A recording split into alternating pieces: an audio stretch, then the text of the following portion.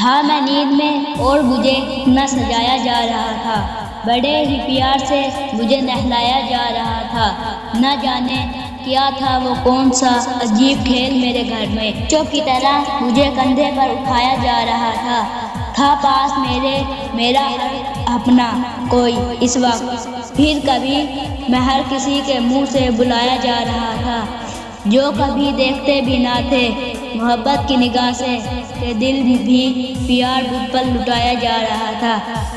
हैरान था हर कोई मुझे सोता देखकर। जोर जोर से रोकर मुझे हंसाया जा रहा था। कांप उठी मेरी रूह मेरा वो मकान देखकर। पता चला जब मुझे वहाँ दफनाया जा रहा था। रो पड़ा फिर मैं भी मेरा वो मंजर देखकर जहाँ मुझे हमेशा के लिए सुलाया जा रहा था।